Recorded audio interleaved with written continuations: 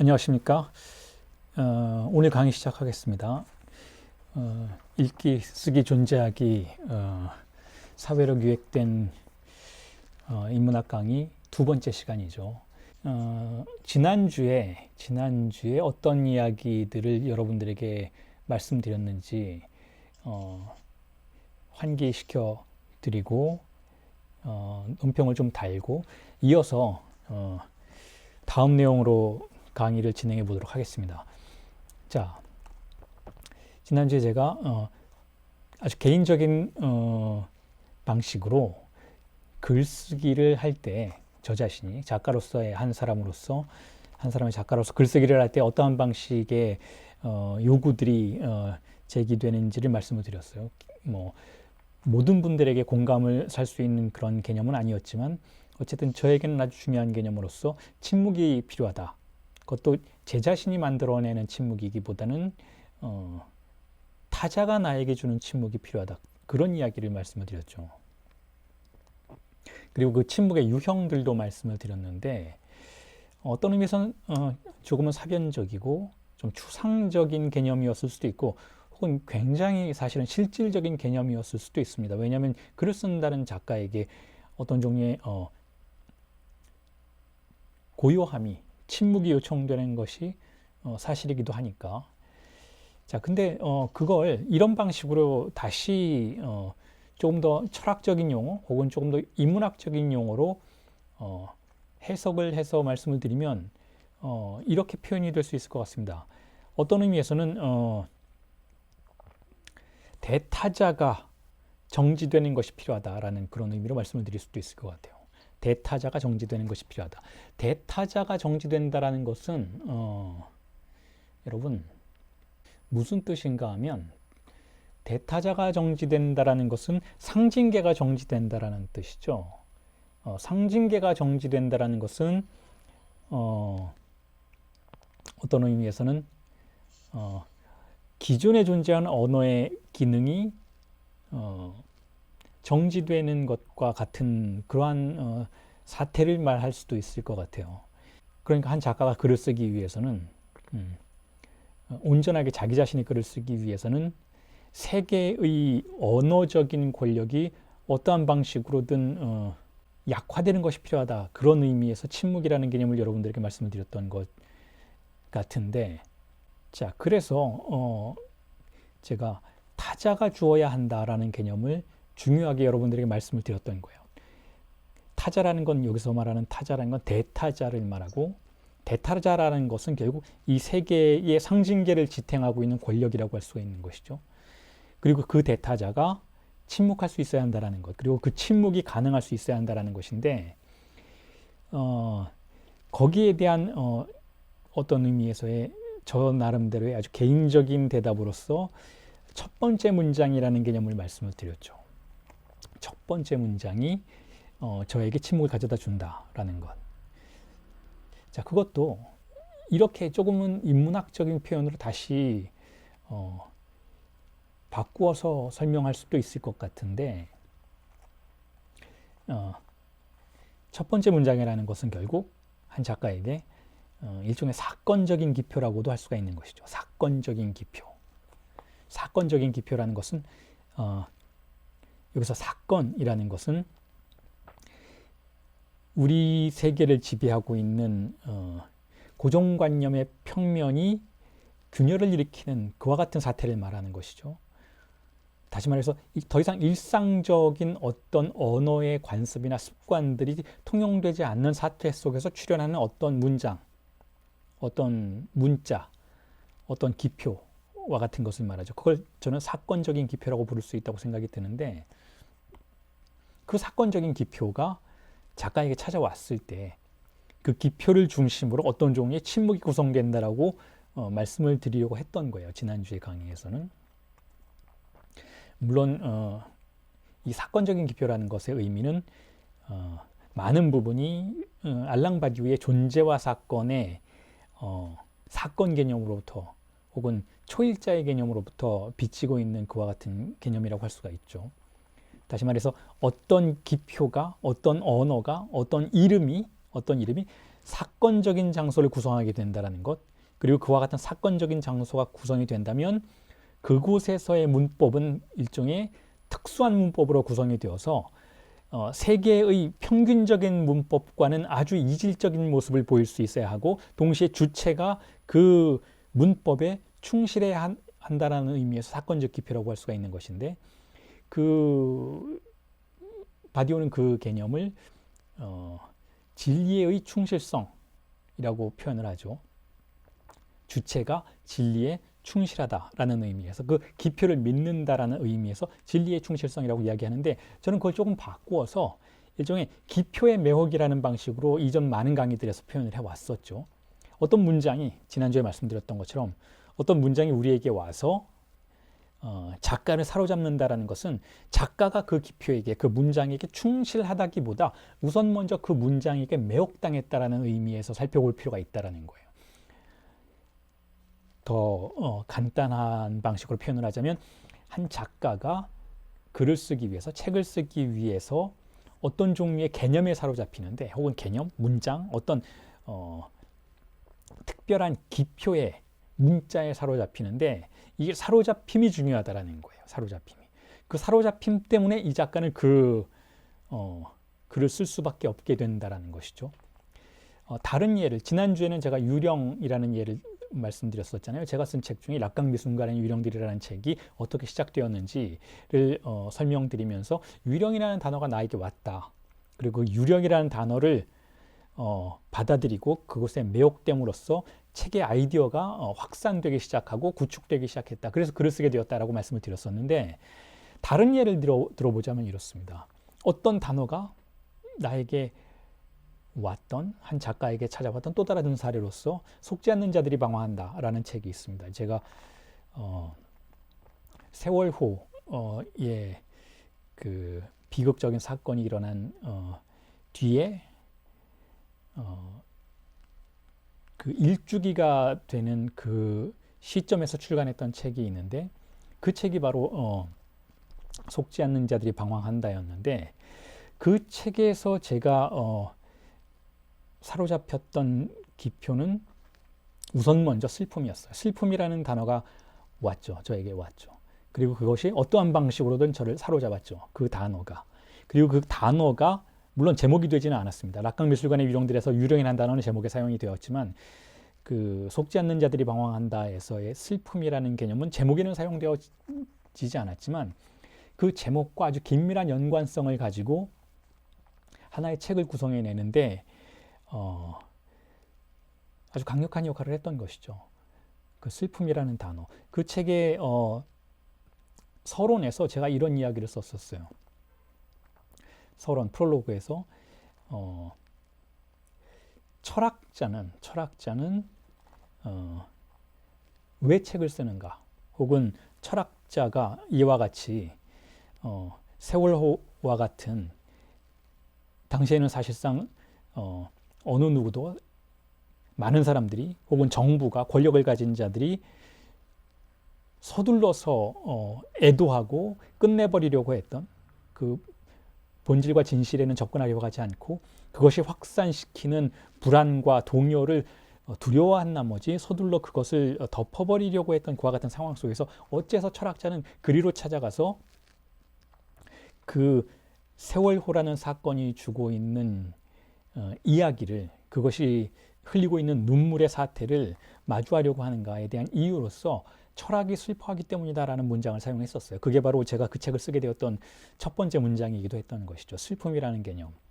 왜 슬픔은 우리에게 애도를 끝마치지 못하게 하는가, 혹은 슬픔이라는 것이 어떤 영역을 갖고 있다면 어떤 기능을 할 수 있는가, 슬픔이 진리를 어떻게 우리로 하여금 접근하도록 만드는가, 진리에 접근하도록 만드는가와 같은 그와 같은 이야기를 써 내려갔었던 책인데, 그 책의 시작 부분에서 슬픔이라는 문자가 저에게 왔던 것이죠. 하나의 문자가 우리를 어떠한 방식으로든 사로잡습니다. 어떠한 정동으로든 사로잡습니다. 그게 매혹이 되었건 슬픔이 되었건 어떤 집착이 되었건 사로잡죠. 예를 들면 락강이라는 문자는 저에게 지속적으로 정신분석에 관련된 책을 쓰도록 만드는 하나의 강력한 문장이기도 하죠. 락강이라는 단어. 때로는 매혹으로 작용하기도 하고, 때로는 집착으로 작용하기도 하고, 때로는 증오로서 작용하기도 하고, 때로는 어떤 우정으로서 작용하기도 하는 그와 같은 기표인 것이죠. 어떤 기표들이 그런 정동의 힘을 가지고 우리에게 다가와서 우리에게 책을 쓰도록 만든다라는 개념을 지난주에 여러분들에게 말씀드렸었던 거예요. 그게 그 개념이었던 것이죠. 새로운 책이 시작되기 위해서는 매혹이 존재해야 한다라는 거예요. 그냥 의무감으로 우리가 그걸 쓸 수는 없다라는 것이죠. 물론 쓸 수도 있어요. 쓸 수도 있지만 저에게는 그런 책은 없다라는 거예요. 저는 그런 방식으로 책을 쓰지 않는다라는 것이죠. 어떤 문자가, 어떤 개념이, 어떤 이름이 찾아오고 그것이 저에게 어떤 종류의 요구를 한다라는 거예요. 저를 매혹시키는 대신에 저에게 그것과 함께 어떤 일정 기간을 머물도록 요구한다라는 것이죠. 뭐 6개월, 1년 혹은 수년간 그걸 쓰도록 만든다라는 것이죠. 그리고 그것이 그 이전의 세계와 저를 분리시키는 기능을 한다라는 거예요. 그 책을 쓰기 시작한 시점으로부터 이전과 이후는 다른 사람이어야 한다라고 저에게 강제한다라는 것이죠. 똑같은 사람이라면 사실상 똑같은 책을 쓸 테니까 사실 쓸 필요가 없는 것이죠. 이전에 쓰던 책들과 똑같은 책을 다시 반복한다면 책을 쓸 필요가 없는 거예요. 그냥 복사해서 다시 한번 재판을 내면 되는 것이죠. 그건 진정한 글쓰기가 아닌 것이잖아요. 그 기표는, 그 문자는 우리에게 찾아와서 그 이전의 세계와의 단절을, 결연을 요구한다라는 것이죠. 손절을 요구한다라는 거예요. 세상과의 결연을 요구한다라는 것이죠. 자, 그래서 그 이야기를 하면서 제가 그 침묵이 그토록 중요하고 그 침묵만이 중요하고 그것을 유지하는 것이 계속 책을 써 나가면서도 그 대타자가 침묵할 것을, 세상이 침묵할 것을, 그와 같은 경험을 유지할 것을 책의 성공의 여부와 결부시켜서 설명을 드리려고 했었죠. 책의 성공은 무엇인가?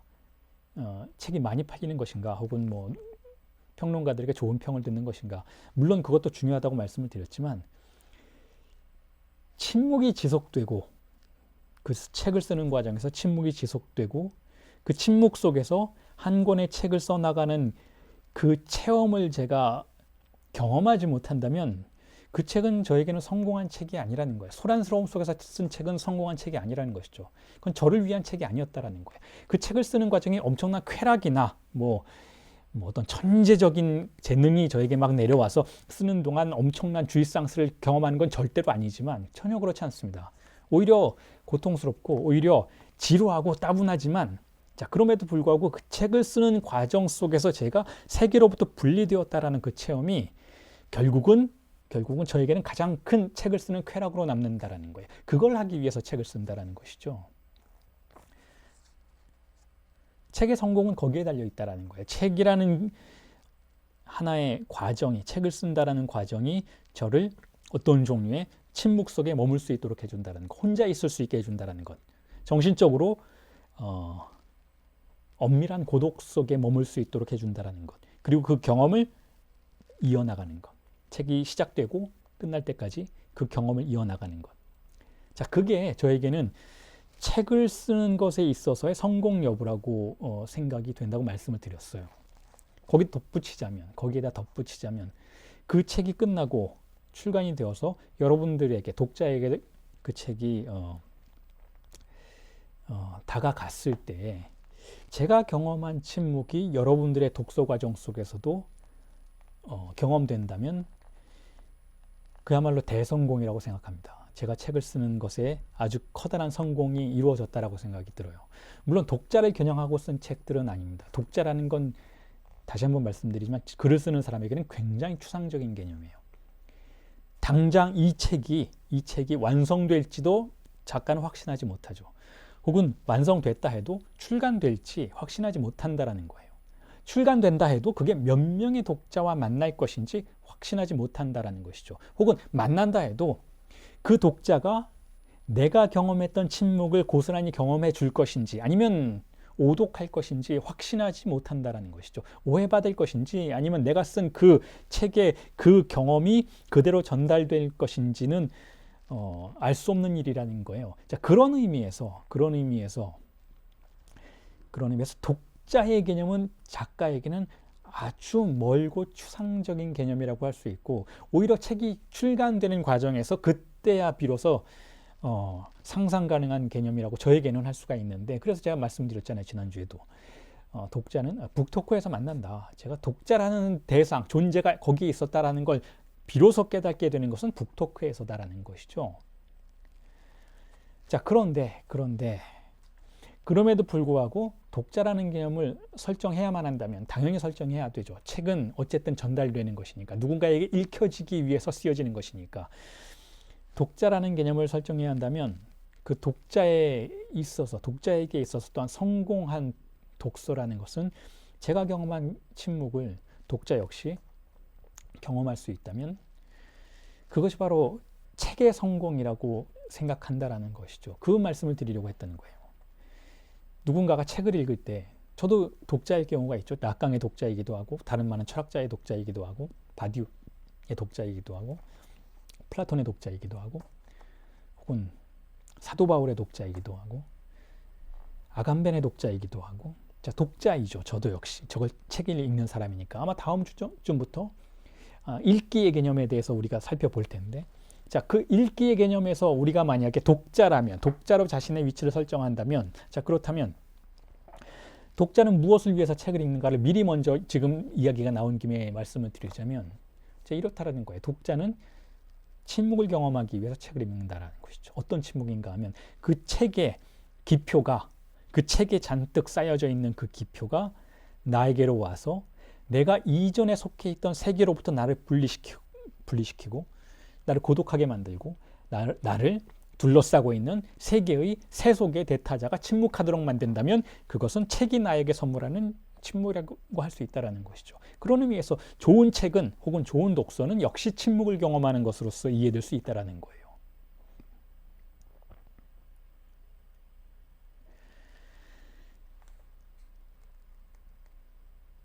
자, 그래서 책을 쓴다라는 것, 혹은 책을 읽는다라는 것도 마찬가지이지만, 책을 쓰는 과정에서 내게 필요한 것은 침묵이라고 말씀을 드렸는데, 일종의 진공 상태인 것이죠.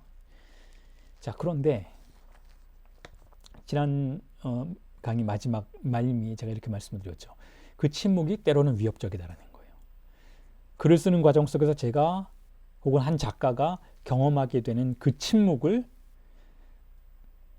혹자는 우울증이라고 부른다라는 거죠. 우울증이 아주 가까운 증상을 경험하게 된다라는 거죠. 작가의 병이기도 한 바로 그 우울증, 그 멜랑콜리를 경험하게 된다라는 거예요. 멜랑콜리아를. 왜냐하면 진공 상태에 들어가니까. 우울증이라는 것은 전형적으로, 여러분, 우울증이라는 것은 우리가 사용하는 사유 속에서, 혹은 심리 속에서, 혹은 무의식 속에서 사용하는 기표의 양이 픽진하게 된 상태를 말해요. 기표가 많을 경우에는 우리는 그 기표를 환유시켜가면서 쾌락 원칙을 작동시킬 수 있지만, 그 기표가 픽진해지면, 우리가 더 이상 그 기표를 믿지 않게 된다면, 왜 우리 우울증에 걸리는 사람들의 흔한 증상들을 알 수 있잖아요. 더 이상 이 세상에 말을 믿지 못하게 되는 것이죠. 그게 우울증의 단계예요. 우울증의 증상의 도입인 것이죠. 우울증은 우리가 두 가지 유형으로 나눌 수가 있잖아요. 우리가 아무런 어떤 실질적인 사건으로서의 증상을 경험하지 않았는데도 불구하고 우울증에 들어간다면, 그건 성장 과정에서 분명히 상징계가 우리에게, 즉 언어의 구조가 우리에게 도입되는 과정 속에서 그 언어의 구조에 대해서 주체가 완전히 동의하지 못하는 어떤 종류의 사건들이 벌어졌고, 그것이 후에 다시 우울증의 형태로 증상으로 발현하는 것이라고 볼 수가 있어요. 다시 말해서 어떤 현실적인 이유도 없이 지속적으로 우울 속으로 빠져드는 경우에는 우리가 어린 시절에 받아들이고 수용하고 자기화해야 하는 언어의 층이 아주 핍진한 경험을 청소년기에 혹은 유년기에 했을 가능성이 높다는 것이죠. 언어가 많지 않기 때문에 우리는 그 언어로 자신의 죽음 충동 혹은 주입상스 혹은 성충동과 우리 자신의 자아를 중개하는 그러한 기능들을 원활하게 할 수가 없는 상태를 말한다라는 것이죠. 우울증이 그렇다라는 거예요. 우울증이 어떤 의미에서 선천적인 우울증이 그렇다라는 것이죠. 기표가 많지 않기 때문에, 기표가 핍진하기 때문에 우리는 우리 자신의 죽음 충동을 직접 마주하는 경우가 생긴다라는 거죠.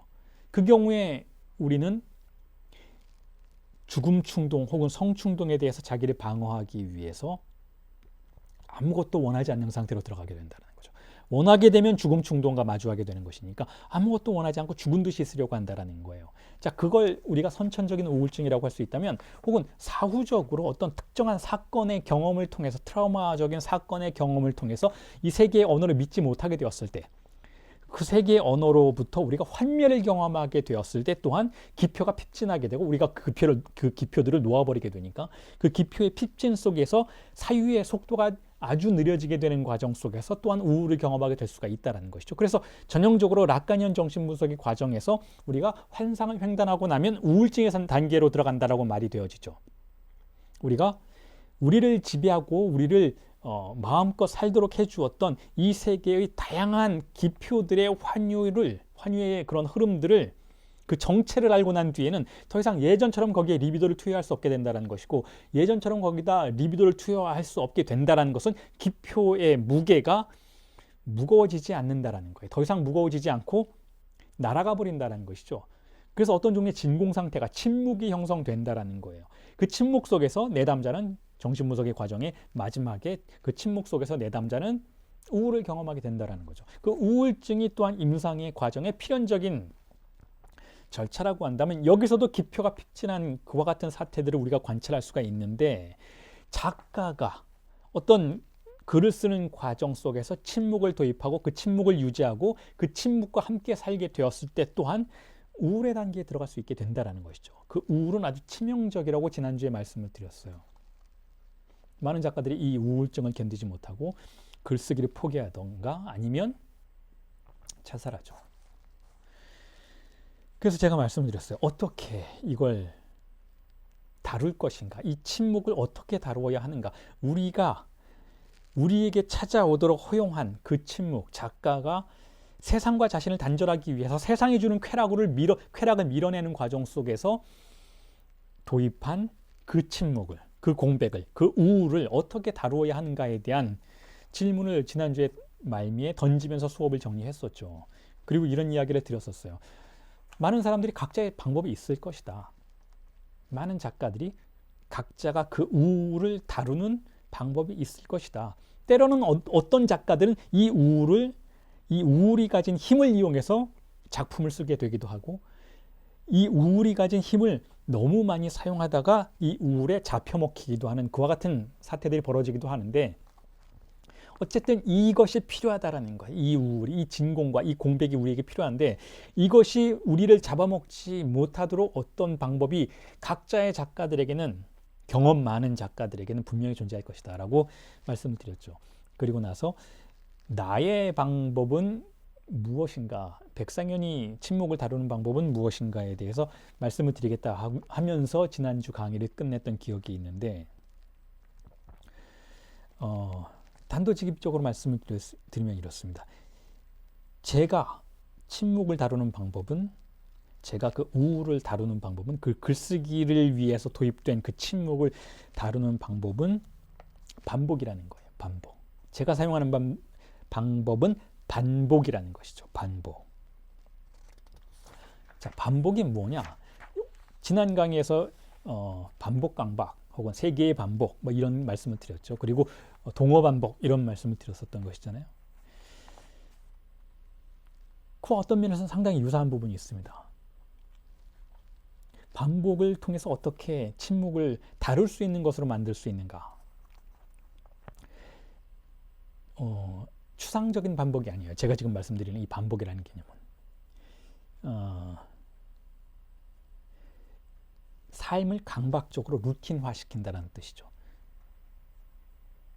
너무나 일상적인 방식이라서 어떤 철학적이고 인문학적인 개념들이 여러분들에게 소개될 거라고 기대하셨던 분은 실망하셨을 수도 있겠는데, 제가 저의 침묵을 제가 도입하도록 만든 이 공백을, 이 진공을, 어떤 종류의 우울감을 다루는 방식은 강박증적인 반복이라는 거예요. 아주 실질적인 반복. 똑같은 시간에 일어나서 똑같은 시간에 출근하고 똑같은 시간에 컴퓨터를 켜고 똑같은 시간에 글쓰기를 시작하고 똑같은 시간에 밥을 먹고 똑같은 식당에 가서 밥을 먹고 똑같은 시간에 일을 마무리하고 똑같은 시간에 자리에서 일어나서 똑같은 시간에 산책을 하고 똑같은 시간에 운동을 하고 똑같은 시간에 집에 들어가서 똑같은 시간에 잠을 자고 똑같은 시간에 꿈을 꾸고 똑같은 시간에 다시 일어나고. 자, 이게 저의 방법입니다. 이게 제가 침묵이라는 대상을 다루는 방식이에요. 그리고 이게 제가 침묵을 통해서 저를 위협하는 우울감을 다루는 방식이라는 것이죠. 이걸 하지 못하면 작가는 글을 쓰지 못한다고 저는 생각해요. 저의 방식이긴 하지만 제가 왜 이런 반복을 통해서 이와 같은 강박적인 반복을 통해서 이 침묵을 다룰 수 있는 것으로 만들려고 하는가에 대한 설명은 이래요. 첫 번째로 이유는 아주 단순합니다. 경험상 그것이 가장 효과적이었다는 것을 일단은 알게 되었고, 자, 그리고 조금 더 추상적인 설명을 드리자면 이래요. 침묵이라는 것은, 공백이라는 것은 지난주에 말씀드렸던 것처럼 그것은 하나예요. 일자이지만 어쨌든 공백의 특성은 요소가 없다라는 것이고, 요소가 없다라면 형식이 존재하지 않는다라는 것이고, 그렇기 때문에 그 공백의 주변에 어떤 소음이 덮어 씌워지느냐에 따라서, 어떤 환경이 그것의 공백의 주변을 둘러싸느냐에 따라서 우리로서는 급변하는 양상처럼 보인다라는 거예요. 다시 말해서 우리가 통제할 수 없는 극단적인 다양성처럼 보인다라는 것이죠. 그러니까 정신을 차릴 수 없이 당황하게 된다라는 거예요. 그것이 우리를 찾아왔을 때. 그렇기 때문에 그 공백을 다루기 위해서는, 그 침묵을 다루기 위해서는 그 주변의 테두리를 아주 정교하게 동일한 방식으로 루틴화시키는 반복의 형식이 필요하다라고 저는 생각했다라는 것이죠. 자, 그래서 어떤 의미에서 조금 역설적인 표현이기도 하지만, 자, 이렇습니다. 누군가가 침묵의 힘을 이용해서 혹은 공백의 힘을 이용해서 글을 쓰려고 한다면, 자, 그리고 제가 지난주에도 말씀드렸던 것처럼, 그리고 그게 어떤 의미를 갖게 되는지는 차후의 강의에서 차츰 드러날 텐데, 글을 쓰는 목적이 다른 사람이 되는 것이다라고 말씀을 드렸죠. 다른 사람이 되지 않는다면 글을 쓸 필요가 없다라고 말씀을 드렸었던 것인데, 자, 이 공백의 힘을 이용해서 진정으로 다른 사람이 되려고 한다면, 역설적인 표현이지만 언제나 같은 사람으로 머물러야 한다라는 거예요. 그게 저의 신념이라는 거죠. 언제나 같은 장소에서, 언제나 아주 동일한 방식으로, 언제나 꾸준하게, 언제나 그 자리에서, 언제나 그와 같은 방식으로 글쓰기를 반복할 때 비로소 우리는 다른 사람이 될 수 있다는 거예요. 그렇지 않고 여러분들이 흔히 이런 질문을 저에게 던지실 수도 있는데, 흔히 하는 생각이 있잖아요. 작가란, 예술가란 자유로운 사람 아니야? 어제가 다르고 오늘이 다르고 다양한 경험을 해야 되고, 매일매일 다른 사람을 만나고 매일매일은 다른 사건을 경험하고 다른 방식의 사유를 하고 아주 자유롭게 살아가는, 그야말로 낭만주의적인 그와 같은 사람이 작가가 아닌가라고, 예술가가 아닌가라고 생각하실 수도 있겠는데, 전혀 그렇지 않게 생각한다라는 거예요. 저는 전혀 그렇지 않다라는 것이죠. 진정한 작가들은, 제가 상당히 많은 작가들의 전기를 읽었고 혹은 때로는 만나봤고, 진정으로 작업을 정교하게 하는 사람들, 진정으로 의미 있는 예술을 만들어내는 사람들의 작업실은 굉장히 정돈되어 있고 굉장히 규칙적인 방식으로 매일매일 똑같은 루틴을 지켜가면서 작업을 하는 것이, 그와 같은 작업 속에서 자신의 삶을 구성해 나가는 것이, 일종의 강박적인 루틴을 반복하는 것이 진정한 예술가의 조건이었다라는 걸 확신할 수 있었다라는 거예요. 지금 그 말씀을 드리는 것이죠. 진정으로 무언가를, 공백의 힘을 이용해서 이 대타자의 세계를 정지시키고, 그 정지된 상태에서 공백을 도입하고, 그 공백의 힘을 이용해서 그것을 우리가 우울증의 방식으로 그것에 사로잡히거나 잡아먹히지 않도록 다루면서 그것의 힘을 이용해서 무언가를 만들어내고자 한다면, 어떤 산물을 만들어내고자 한다면 언제나 같은 장소에, 언제나 같은 방식으로, 언제나 같은 모습으로 머물러 있어야 한다는 거예요.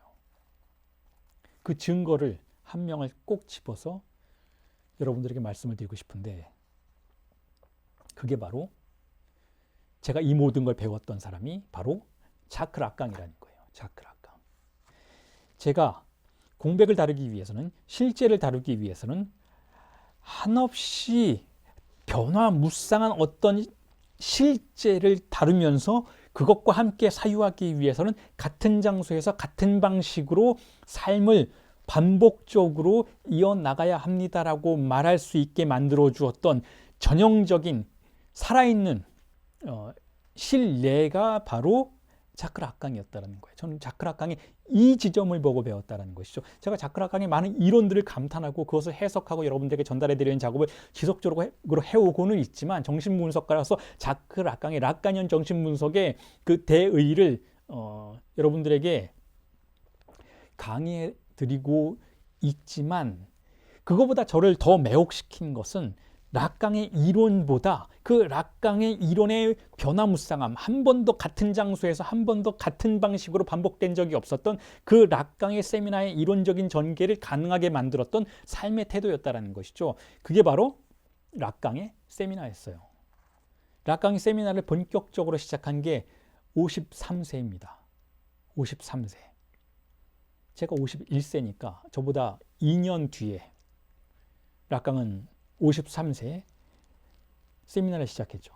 그리고 81세에 죽었어요. 81세에 죽었는데 그 죽기 1년 전까지도, 거의 죽기 직전까지 락강은 매주 수요일 혹은 격주로 세미나를 했습니다. 똑같은 장소에서, 뭐 장소가 여의치 않아서 바뀌는 경우가 3번 있었지만 28년의 시간 동안 장소를 3번밖에 바꾸지 않으면서 똑같은 시간에 똑같은 옷을 입고 똑같은 방식으로 똑같은 말투로 똑같은 몸짓으로 강의를 했어요. 거의 똑같은 청중들을 향해서, 똑같은 침묵을 향해서 강의를 했죠. 하루도 지치지 않고 매주 강의를 하는 거예요. 매주 똑같이 그 자리에 있었다는 것이죠. 사람들은 왔다가 떠나기도 했어요. 혹은 새로 오기도 했죠. 혹은 아주 오래전부터 끝까지 자리를 지켰던 사람들도 있죠. 어쨌든 많은 것이 변했지만 락강은 똑같은 장소에 있었어요. 똑같은 장소에서 똑같은 톤으로 강의를 반복했죠. 반복 강박입니다. 반복 강박. 이렇게 강박적일 수가 없어요. 자, 그런데 그와 같이 똑같은 방식으로 똑같은 장소에서 똑같은 말투로 강의를 했지만 단 한 번도 같은 내용을 반복한 적이 없어요. 락강의 강의는 매년 발전되었고 변화되었고 생성되었고 또한 죽어가기도 했고 죽었다가 다시 태어나왔고, 어쨌든 락강의 강의의 내용은 죽는 순간까지 같은 이야기를 반복한 적이 없습니다. 지난주에 했던 기표가 이번 주에는 다른 방식으로 해석될 수 있었고, 이번 주에 말했던 바로 했던 그 기표의 내용이 다음 주에는 다른 방향으로 개방되기도 했어요. 락강은 저에게는 어떤 의미에서는 실제를 사유하기 위해서는 움직여야 한다는 것을 알려준 뛰어난 스승이었던 것이죠. 우리가 사유를 고정시키면, 우리의 사유를 고정시키면, 우리가 똑같은 내용을 다시 반복해서 말하기 시작하면 우리는 실제의 그 특성을 오해하게 돼요. 실제의 그 변화무쌍함, 그 에너지를 오해하게 되죠. 그래서 실제를 고착시키게 되죠. 그리고 실제가 고착되면 그 앞에 있는 나 자신도 고착되는 거예요. 그리고 그 고착은 죽음이죠. 그게 바로 죽음이에요. 목숨이 다해서 삶을, 생명을 마감하는 것이 죽음이 아니라 같은 생각을 반복하는 게 죽음이라는 거예요. 작가는 그래서는 안 된다라고 생각한다는 것이죠. 무언가를 창작하는 사람은, 무언가를 새롭게 만들어내고 세계의 언어가 아니라 자신만의 언어로 무언가를 말하고자 하는 사람은 죽는 순간까지 움직여야 한다는 거예요. 그게 그렇게 어려운 일도 아니라는 것이죠. 계속하면 된다는 거예요. 자신의 욕망을 타자에게 양보하지 않으면 된다는 것이죠. 락강이 저에게 그 모델을 보여주는 사람이었다는 거예요. 죽는 순간까지 사유하는 사람, 죽는 순간에도 사유하는 사람, 그리고 멈추지 않는 사람.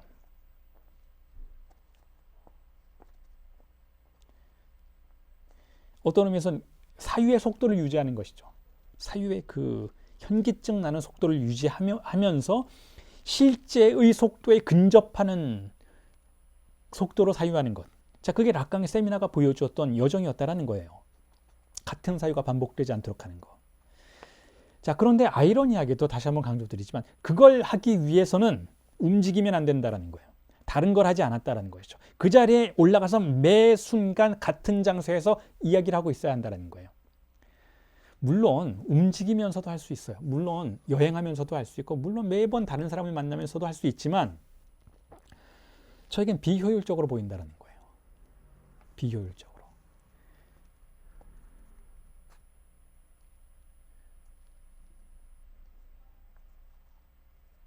자, 그래서 락강이 저에게 가르쳐 준 게 바로 반복 강박이에요.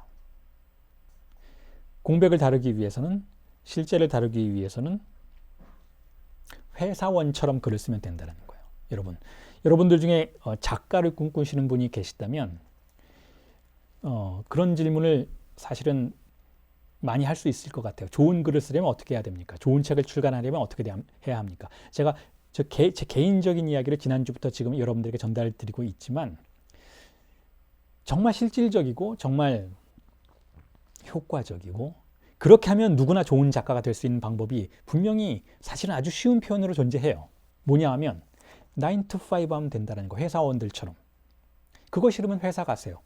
글 쓰는 거 때려치고 회사 다니세요. 그러면 회사 다니면서 9 to 5 하는 게 얼마나 힘든 일인지를 알게 되죠. 차라리 도서관에서, 독서실에서, 자신의 골방에서 컴퓨터 모니터 앞에서 9 to 5 하는 거, 출근 시간 지키고 퇴근 시간 지키고 그렇게 글을 써나가는 거, 쓰여지지 않는다면 그냥 앉아있는 거. 여러분 회사에서 업무가 안 된다고 조퇴하지 않잖아요. 그래도 앉아있잖아요. 돈 벌기 위해서. 마찬가지예요. 글을 쓰고자 한다면 여러분들이 작가로서의 꿈을 갖고 계시다면 누가 되었건 출근 시간과 퇴근 시간을 지키시면 돼요. 컴퓨터 앞에 가만히 앉아 계시면 돼요. 뭐라도 쓰게 됩니다. 자신의 글을 쓰게 된다는 것이죠. 침묵이 찾아올 거예요. 침묵이 찾아오고 그 침묵을 견디시면 뭐라도 쓰게 된다는 것이죠. 그리고 그 글은 좋은 글이에요. 많은 사람들이 읽어서 베스트셀러가 될지 안 될지는 모르겠지만 어쨌든 그런 경험을 통해서 생산된 작품은 그건 좋은 글이에요. 좋을 수밖에 없는 글입니다. 공백의 흔적이, 침묵의 흔적이 묻어나는 글이기 때문에 좋은 글이라고 저는 생각해요. 그 반복을 하는 것. 작가가 된 순간부터 죽는 순간까지 하는 것. 그러면 된다는 거예요. 락강은 이론가였고, 물론 임상가이기도 했지만 세미나를 하는 순간에는 자신은 이론을 전개시키는 이론가였고, 혹은 자기 자신의 제자들을 가르치는 강의자였고 스승이었기 때문에 그 직업에 충실했던 거예요. 그 직업에만 충실하면 돼요. 그렇게 하시면 된다는 거죠. 그러면 책을 쓰게 돼요. 너무나 쉬운데, 너무나 명백한 것인데 하기가 쉽지가 않은 것이기도 하죠. 자, 어쨌든 그렇습니다. 제가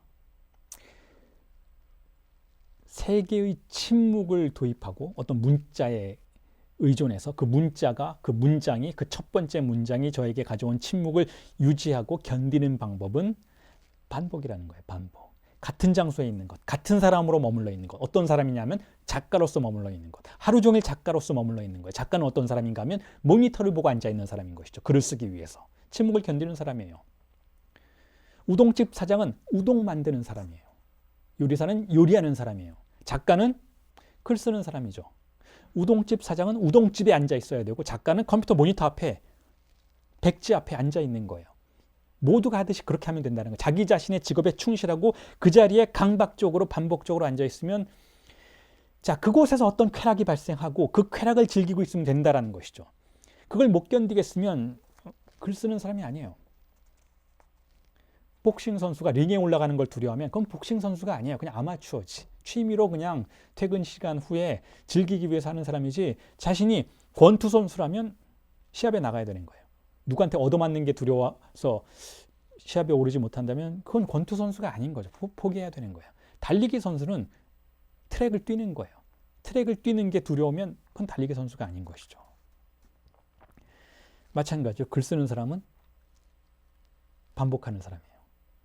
책상 앞에 앉는 과정을 반복하는 사람이죠. 자, 그 반복이 저는 이렇게 생각해요. 어떤 의미에서는 우리의 존재론적인 부분에까지 영향을 주는 반복이라고 생각해요. 왜냐하면 우리가 그걸 반복하지 않아도 사실은 여러분 우리는 반복되고 있어요. 어떤 반복이냐면 우리는 이 세계로부터 반복되고 있어요. 우리는 이 세계로부터 똑같은 것을 소비하도록 반복되고 있어요. 이 세계는 우리에게 이 세계가 마련해 놓은 똑같은 일종의 상품 자본주의 사회가 우리에게 제공하고 우리에게 강제하는 똑같은 루틴을 사실상 반복하도록 만들고 있는 것이죠. 똑같은 드라마를 반복해서 보고 똑같은 주제의 드라마를, 똑같은 맛의 음식을, 똑같은 방식의 소비 행태를 반복하도록 강제되고 있는 것이죠. 그 반복으로부터 빠져나가기 위해서는 세계가 내 안에서 반복하는 것을 멈추게 하도록 만들기 위해서는 나 자신의 고유한 반복이 존재해야 된다는 거죠. 나 자신의 가치를 위한 반복이 있어야 한다는 건데 그 반복은 쉽지 않아요. 근데 그것도 반복하다 보면 쾌락을 형성시킬 수 있다는 거죠. 그런데 그냥 되지는 않는다라는 거예요. 그건 마약이 아니니까. 이 세상이 우리에게 반복하도록 만드는 것은 사실상 거의 마약에 가까운 반복들인 것이죠. 그렇잖아요, 여러분. 치킨을 먹게 되면 계속 반복해서 먹게 돼요. 코카콜라를 마시게 되면 계속 반복해서 마시게 돼요. 담배를 피게 되면 계속 반복해서 피게 돼요. 그건 환각적인 반복이죠. 우리 세계가 우리에게 반복하도록 강제한 일종의 마취제로서의 반복인 것이죠. 그로부터 벗어나려면 우리 각자의 존재하는 어떤 종의 공백에 접근하는 세계가 정지되는 그 시점으로 접근해 들어가는 일종의 반복의 형식이 필요하다는 것이죠. 그건 사실상 많은 노력이 필요한 반복이긴 하지만 일단 한번 구성이 되면 거기에서 아주 막강한 효과가 발생하는 것을 경험하게 된다는 거예요. 이 세계가 정지되면 나 자신이 그곳에서 주체로서 형성되는 경험을 하게 된다는 거죠. 자, 그곳에서 바로 그 반복의 역동 속에서 침묵을 견뎌내는 것, 침묵의 우울을 견뎌내는 것이죠. 그리고 그 타자가 반복적으로 정지하는 그 지점에 반복적으로 접근하는 그와 같은 형식을 통해서 우리는 작가는 결국 타자의 언어가 아니라 주체의 언어를, 새로운 언어라고 그냥 표현한다면 새로운 언어를 구성해내는 가능성에 접근한다는 거죠. 자, 그래서 반복이 필요하다는 거예요. 반복이. 자, 그래서 이제 정리를 하자면 이렇습니다. 침묵에 관련된 부분을 정리를 하자면 이렇습니다. 자, 과연 지난주에 말씀드렸던 것처럼 과연 글을 쓰는 실천이 제가 지난주에 공언해 드렸던 것처럼 우리를 다른 사람으로 만들어 줄 것인가? 그게 가능한가? 다른 사람이 되고 싶다면 지금 이런 사람 말고 지금 이런 사람은 어쨌든 이 세계가 스며든 사람이에요. 한때는 새로운 사람이었다 해도 시간이 가면서 이 세계 안에 편입되어 버리는 것이죠. 자, 그래서 세계가 반복되는 중이에요. 저도 마찬가지고 여러분도 마찬가지고. 자, 그렇다면 지금 이 순간에 이런 사람이 아니라 다른 사람이 되고 싶다면 혹은 작가의 표현을 쓰자면 새로운 책을 쓰고 싶다면 새로운 책을 쓰는 사람은 다른 사람인 것이죠. 새로운 사람인 것이죠. 그러니까 새로운 책은 역설적으로 새로운 사람을 만들어내죠. 혹은 새로운 사람이 새로운 책을 쓰게 되는 것이죠. 이전에 자신이 썼던 책과는 다른 책, 이전에 자신이 말했던 언어의 문법과는 다른 문법으로 말하는 사람을 우리가 기대한다면, 그런 사람이 되고자 한다면, 자, 타자가 정지되어야 할 텐데, 그래서 타자의 침묵이 우리에게 도래해야 할 텐데, 자, 그런데 그럼에도 불구하고 그 침묵 속에 앉아 있으면 자, 그런 자문하게 된다라는 거예요. 그런 질문을 던지게 된다라는 것이죠. 과연 그게 가능한가? 회의론이 찾아든다라는 것이죠. 내가 과연 다른 사람이 될 수 있는가? 혹은 된다 해도 무슨 의미가 있는가? 자, 이런 침묵 속에서는 이런 부정적인 사유가, 상념이 우리를 위협하게 된다는 거예요. 자, 이걸 견디는 방식이 저에게는 반복이라는 거예요. 반복. 무조건 반복하는 거. 되든 안 되든. 글이 써지건 안 써지건 가서 앉는 것이죠. 그렇게 제가 이렇게 표현하고 있을 때 누군가는 그렇게 생각할 수 있을 것 같아요. 아, 그건 대단한 의지력이 필요하시겠네요. 여러분, 그렇지 않습니다. 의지력의 문제가 아니에요. 그렇지 않았을 때 한 작가가 얼마나 불행하게 되는지를 저는 경험했기 때문에 그렇게 되고 싶지 않은 거예요. 작가는 글을 쓰면서 살아가는 사람이잖아요. 그런데 그 책상 앞에 가서 앉는 것을 포기했을 때 그 작가의 인생이 어떻게 훼손되는지, 어떻게 비참해지는지를 알고 있기 때문에 그거보단 낫다라는 거죠. 써지지 않아도 책상 앞에 앉는 것. 자, 그게 행복이라는 거예요. 그게 더 안전하다라는 것이죠. 그게 더 덜 비참하다라는 거죠. 물론 써지면 더 훨씬 좋겠지만, 화려한 글들이 써지고 쾌락을 주는 문장들이 나를 찾아와 준다면 더할 나위 없겠지만, 그렇지 않다 해도, 침묵과 마주한다 해도 그래도 괜찮다라는 거예요. 왜냐하면 나는 작가로서 남아있을 수 있기 때문에. 그리고 나에게 찾아올 새로운 언어를 기다리는 과정이지 결코 글이 써지지 않는 과정이 아니라는 것을 이미 알고 있기 때문에, 경험을 했기 때문에 저는 이게 의지력의 문제라고 생각하지 않는다라는 거예요. 누구든 여러분들이 작가라면, 제 나이가 된다면, 50이 넘는다면 그걸 알게 되실 거예요. 작가들이 저 책을 어떻게 다 썼어? 저 많은 책을 저 사람은 어떻게 다 썼대? 라고 질문할 때 작가들은, 경험을 한 작가들은 이렇게 반문할 수 있다는 거죠. 쓰지 않고 어떻게 견디지? 본인을 작가라고 소개하면서 글을 쓰지 않고 책상 앞에 앉아있지 않는 자기의 모습을 어떻게 견딜 수가 있을까? 물론 견디는 사람들도 있죠. 그것도 일종의 재능이라고 생각합니다. 자, 어쨌든 글이 써지건 써지지 않건 쓰기 위한 시도를 반복하는 것, 똑같은 루틴 안에서 그 침묵을 반복적으로 견뎌내는 것, 그렇게 함으로써 그 침묵의 우울을 다룰 수 있는 대상으로 전환시키는 것. 자, 그게 작가의 방식이라는 거예요. 작가가 우울증을 견뎌내는 방식이라는 거죠. 자, 근데 이것은 어떤 의미에서는 지식의 문제가 아니라, 제가 여러분들에게 이렇게 설명드릴 수 있는 문제가 아니라 경험 속에서 나오는 신앙의 문제라고 생각을 해요. 신앙이라는 단어를 쓰니까 또다시 여러분들이 오해하실 수도 있겠는데, 기독교에서 말하는 신앙이나 이슬람교에서 말하는 신앙이나 그런 신앙을 말씀드리는 게 아니에요. 강력한 확신을 말씀드리는 거죠. 믿어야 한다는 거예요. 우선 먼저 뭘 믿어야 하는가 하면 본인이 작가라는 사실을 믿어야 된다는 거예요. 본인이 믿지 않으면 아무도 믿어주지 않아요. 왜냐하면 작가라는 그런 직업이잖아요. 내가 작가라고 소개하지 않는다면 저 사람은 그냥 작가는 아니고 그냥 시간이 남아서 책 몇 권 쓴 사람이겠네 라고 오인받을 수도 있어요. 본인이 믿어야 돼요. 자신이 작가라는 것을. 그리고 본인이 믿어야 돼요. 자신이 글을 쓸 수 있다라는 것을. 그리고 글을 쓴다라는 것을. 그리고 썼다면, 이제 시작됐다면 그걸 끝마칠 수 있다라는 것을 본인이 신앙으로, 확신으로 가지고 있어야 한다는 거죠. 그 사실을 믿어야 한다는 거예요. 신앙의 문제라는 것이죠. 조금 뒤에 시작될 은유의 개념을 설명드리면서 이 신앙의 문제가 아주 중요한 요소이기 때문에 미리 말씀을 드리자면, 작가에게 자기 자신에 대한 확신과 신앙이 존재하지 않는다면 작가는 책을 쓸 수가 없어요. 새로운 책을 쓸 수가 없다는 것이죠. 그리고 하나 덧붙이자면, 작가가 자신이 작가라는 것을 믿는 것으로서의 신앙에 더해서 진리가 존재한다라고 믿어야 한다는 거죠. 이 진리가 존재한다는 것.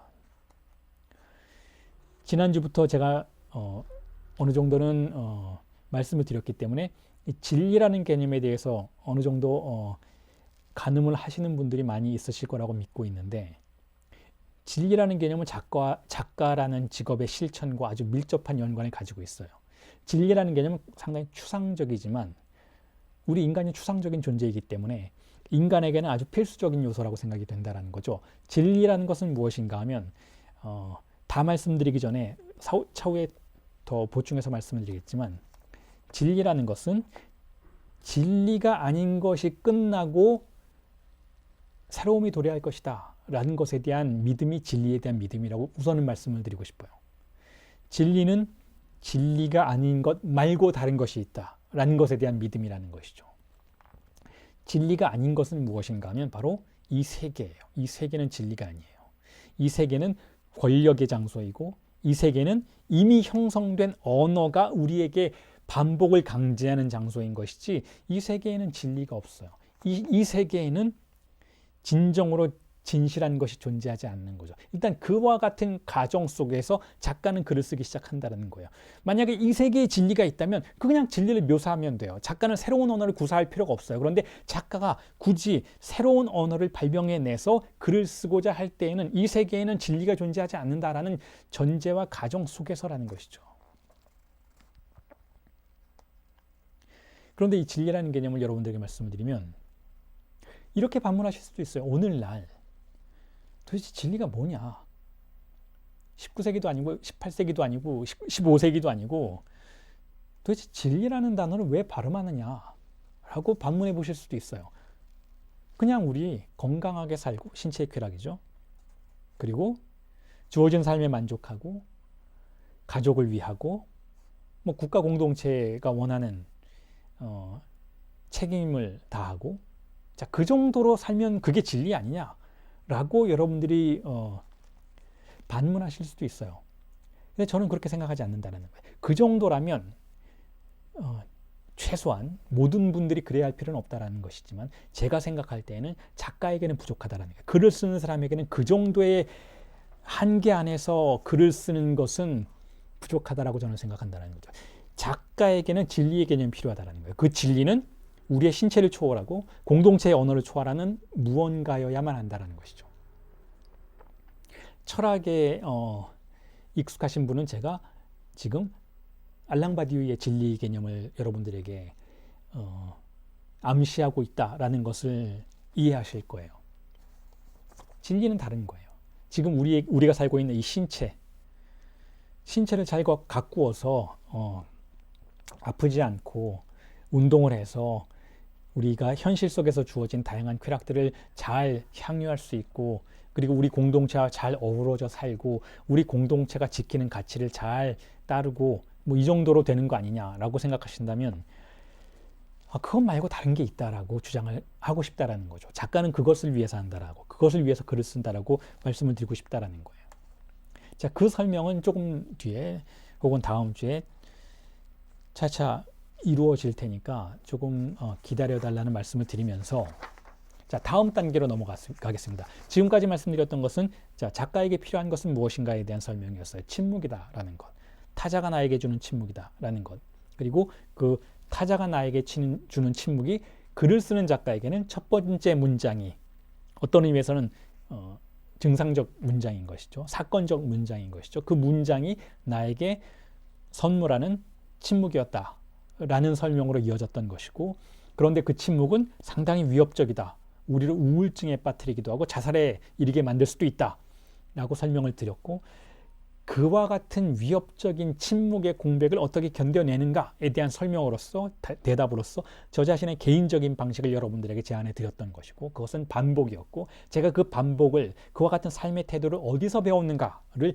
여러분들에게 소개해 드렸던 것이죠. 자, 그 락강이라는 사람의 삶으로부터 저는 어떻게 우리가 실제를 사유할 수 있는지, 침묵을 다룰 수 있는지, 우울증에 빠지지 않고도 이 세계의 침묵을 견뎌낼 수 있는지를 배웠다라는 그 지점까지 말씀을 드렸어요. 자, 이게 글쓰기, 쓰기의 파트의 첫 번째 부분입니다. 아주 길었죠. 거의 절반 이상을 지금 말씀을 드렸어요. 글쓰기에서 필요한 것으로서의 개념이 침묵이었다라는 것. 왜냐하면 아주 상식적으로 다시 한번 강조해서 말씀을 드리겠지만, 쓰려면 타자가 입을 닫아야 한다는 거예요. 내가 내 이야기를 쓰려면 남들이 떠들기를 멈춰야 한다는 것이죠. 여러분들의 이야기를 쓰고자 한다면 남들이 침묵을 지켜주어야 한다는 거예요. 여러분들이 여러분들의 이야기를 쓰려고 하는데 옆에서 친구가, 옆에서 어머니가, 그래 너는 그런 애였어, 옆에서 아버지가 너 그런 애였잖아, 옆에서 할아버지가 너는 그랬었잖아, 누가 이렇게 왁자지껄 떠들면서 나에 대한 논평을 계속 시작한다면 나는 글을 쓸 수가 없어요. 그냥 그들의 말을 옮겨 적을 수밖에 없는 것이죠. 그건 글쓰기가 아니라는 거예요. 타자가 침묵해야 한다는 거죠. 우리가 글을 쓰기 위해서는 우리 사회, 우리 공동체를 지배하고 있는 언어의 권력이 입을 닫아야 한다는 거예요. 그런데 그게 쉽지가 않다는 거죠. 내가 아무리 닫아라라고 요구해도 닫지 않는다라는 거예요. 그런데 어떤 사건들이 그들을 침묵하도록 만든다라는 것이죠. 혹은 어떤 사건적 기표가 그들의 목소리가 들리지 않는 장소로 우리를 이끌어 가 준다라는 거예요. 그래서 제가 지난주에 여러분들에게 그 이야기를 사례로 설명을 드렸잖아요. 내가 누군가와 사랑에 빠졌을 때 다른 사람의 목소리가 들리지가 않죠. 그 사람의 목소리만 들려요. 자, 그런 상태를 말한다라는 거죠. 어떤 문장이 어떤 기표가 나를 매혹시켰을 때 타자의 목소리가 소멸하는 그 경험이 필요하다라는 거예요. 그 경험이. 자, 그게 글쓰기의 첫 번째 부분이었고, 이제 두 번째 부분으로 여러분들에게 두 번째 부분을 소개해 드리자면 이렇습니다. 은유라는 개념이에요. 은유라는 개념. 처음엔 침묵이었고 이제는 은유라는 개념으로 함께 들어가 볼 텐데, 자, 글쓰기란 무엇인가? 글쓰기란, 진지한 글쓰기란 무엇인가? 첫 번째 파트에서는 타자가 침묵하는 상태에서 쓰여지는 무언가다라고 규정해 볼 수 있다면, 두 번째 파트에서는 이제 이렇게 여러분들에게 설명드릴 수 있을 것 같아요.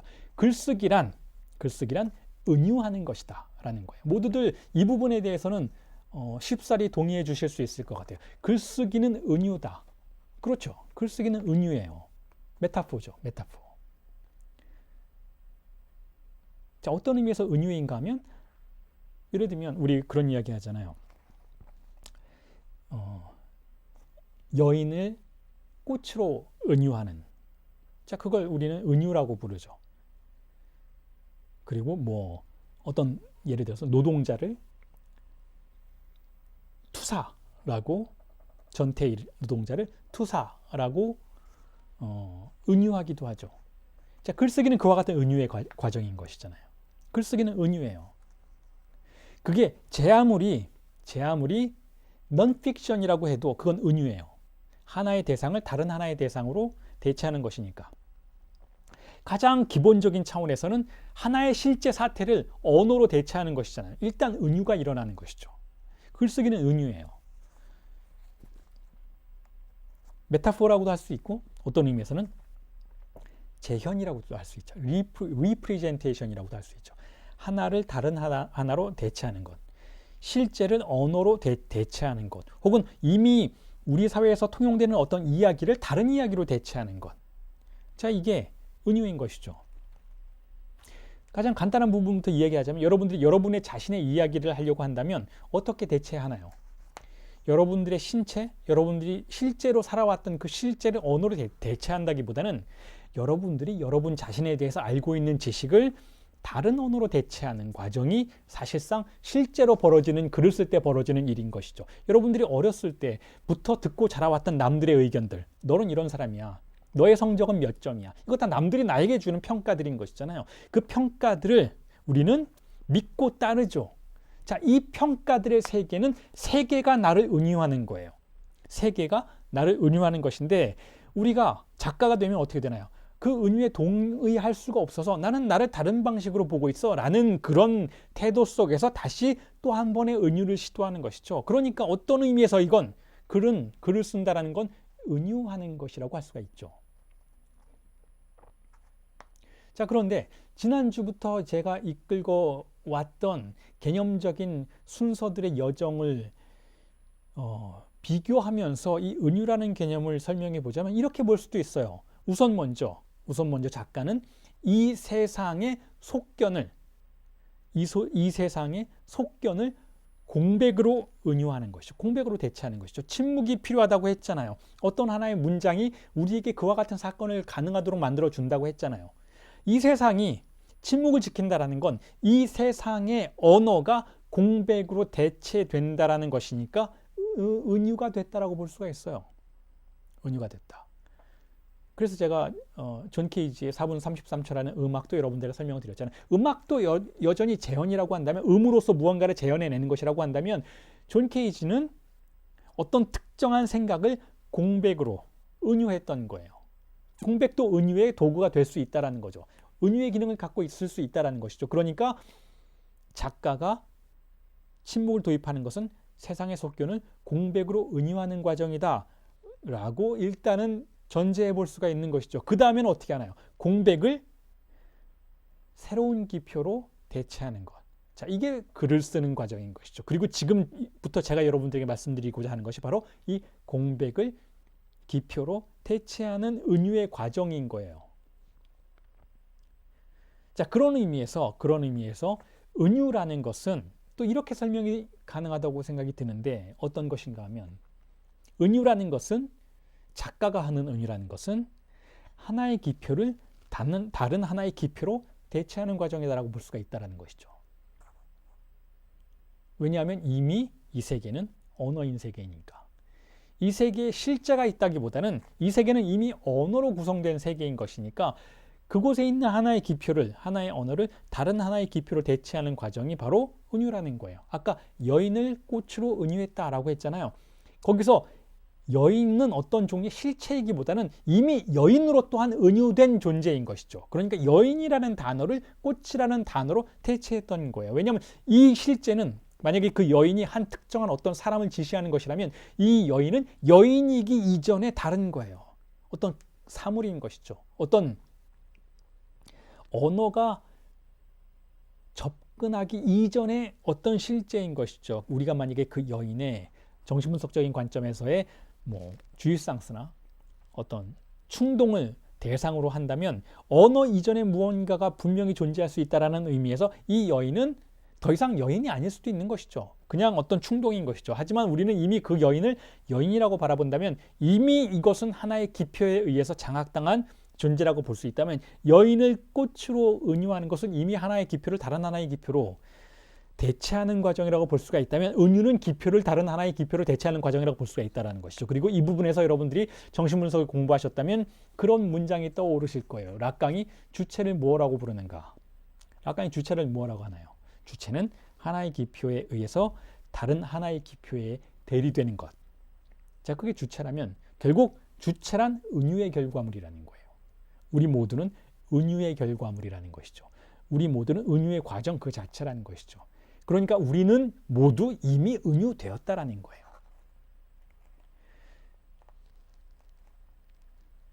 자, 이게 무슨 뜻인가 하면 이 부분은 쉽기도 하고 어려운 부분이기도 한데 이미 이 세계가 언어적이다라고 말씀을 드리는 것은 이미 이 세계가 어떤 의미에서는 하나의 은유라는 거예요. 여러분 모두가 살고 있는 이 세계는 하나의 은유라는 것이죠. 이미 이 세계에 은유가 작동하고 있다는 거예요. 이미 이 세계에. 그리고 이미 이 세계에 은유가 작동하고 있다는 것은 우리 모두가 이미 은유 그 자체라는 것이죠. 여러분들이 한 사람이 여자로서 한 사람이 남자로서 존재한다면 그 역시 은유된 존재라는 것이죠. 생물학적으로 우리가 어떤 수컷과 암컷을 나누는 과정과 생체적인 과정으로 나누는 것과 실제로 우리가 공동체 안에서 문화 속에서 남성과 여성의 그 은유를 실행하는 방식에는 상당한 차이가 있다는 것을 이해하셔야 돼요. 우리는 남자에게는 남성이라는 존재에게 문화가 우리 공동체의 그 어떤 문명이 부여하는 다양한 속성들을 책임지도록 떠맡는 그와 같은 과정이 전제되는 것이니까 결국은 우리가 어떤 대상들의 이름을 붙일 때 그게 남성이건 여성이건 외국인이건 한국인이건 혹은 어떤 존재이건 어떤 아이이건 어른이건 어떤 종류의 은유가 일어날 때에는 이미 그것은 실제와는 분리된 어떤 사태를 지시하는 과정이라고 볼 수가 있다면 결국 은유라는 것은 이미 이 세계에 존재하는 것이라고 볼 수가 있어요. 은유는 이미 이 세계의 속성이라는 것이죠. 그래서 그 은유를 이미 하나의 이름이라고 부른다면 하나의 기표가 거기에 있는 것이라면 그 은유를 우리는 주어진 은유라고 부를 수가 있는 것이죠. 주어진 은유. 그리고 글쓰기는 그 은유를 다른 은유로 대체하는 과정이라고 볼 수 있다는 거예요. 그런 방식으로 우리는 은유의 개념을 글쓰기의 실천 속으로 도입해 볼 수가 있다는 것이죠. 결국 글쓰기란 무엇인가? 하면 이 세상과는 다른 방식의 은유를 시도하는 것을 글쓰기라고 볼 수가 있다는 거예요.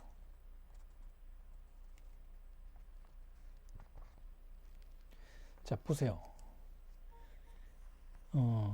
제가 지난주에도 잠깐 언급을 해드렸지만 사도 바울은 뛰어난 작가이죠. 지난주에도 말씀드렸던 것처럼 사도 바울은 신약 성서의 아주 중요한 부분을 집필했던 성서의 작가인데, 자, 사도 바울에게는 결국 이 세계를, 신과 인간의 관계를, 신의 존재를 다른 방식으로 은유할 필요가 존재했다라는 거예요. 그 이전에 이미 텍스트가 있었어요. 사도 바울이 누군가요? 다시 한번 말씀드리지만 바리새인이에요. 유대인인 것이죠. 예수를 죽였던 바로 그 바리새인들 중에 하나예요.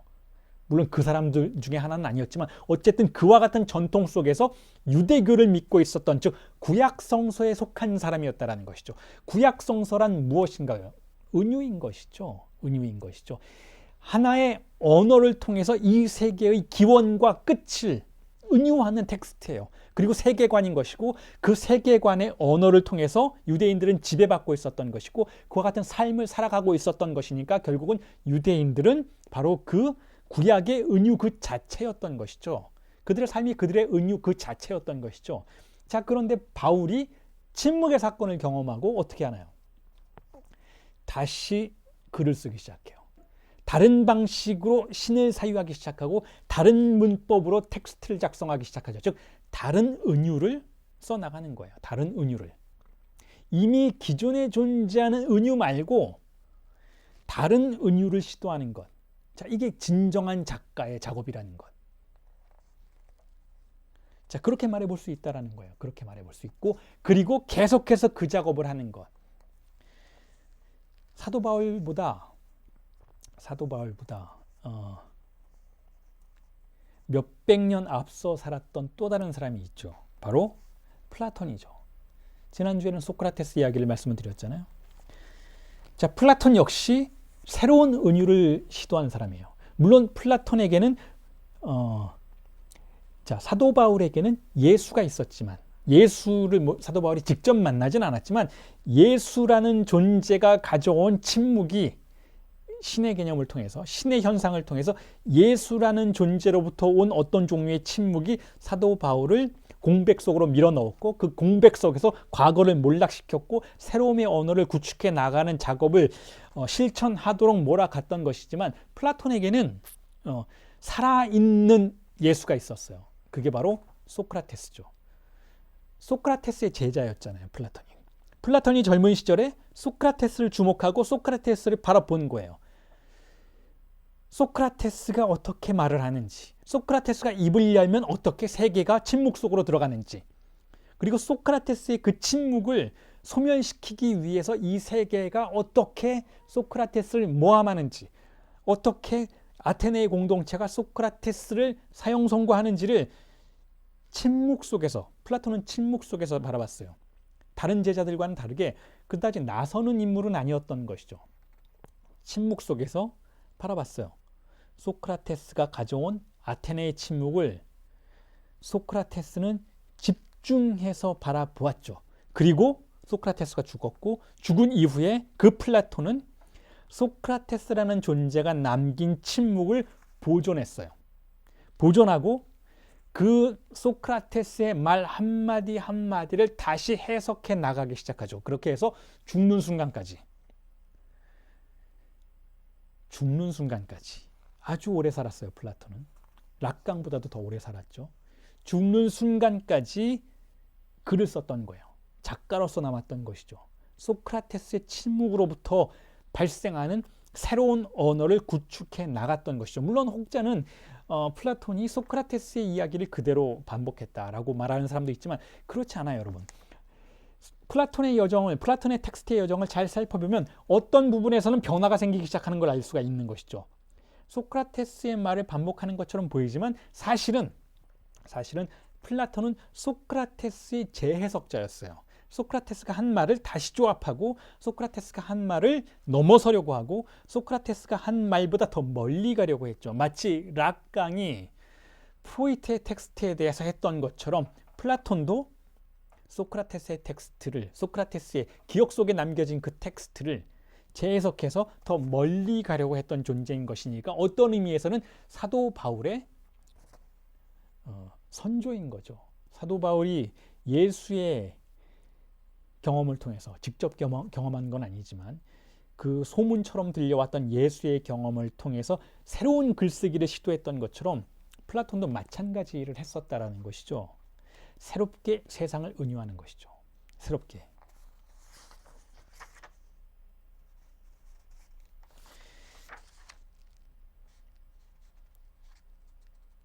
자, 이 새로운 은유가 결국은 글쓰기예요.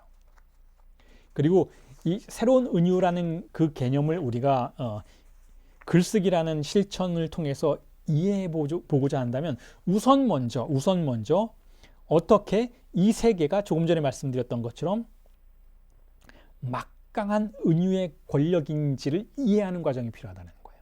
이 세계는 이미 은유적인 존재인 것이죠.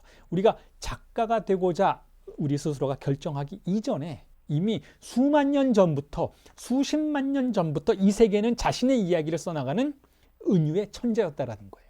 이 세계는 그 자체로서 은유라는 역사를 가지고 있다는 거죠. 은유가 세계라는 거예요. 이 세계는 은유 그 자체라는 것이죠. 성서에 그런 말씀이 있잖아요. 태초에 말씀이 있었다. 아주 정확한 판단이고 아주 정확한 이해라고 생각해요. 태초에 언어가 있었고 그 언어가 이 세계를 은유하기 시작하는 거예요. 땅이 있고 하늘이 있고 남자가 있고 여자가 있고 은유하기 시작한다는 거죠. 그와 같은 은유의 거대한 기계 장치가, 즉 글쓰기 장치가 바로 이 세계 그 자체라는 거예요. 그리고 그러기를 멈추지 않는 것이 결국은 이 세계 그 자체라는 거죠. 이 세계는 글쓰기를 멈추지 않아요. 어떤 특정한 대상이 출현하면 그것이 이미 은유된 것이 아니라면 그것을 은유하기 위해서 이 세계의 권력이 총동원되죠.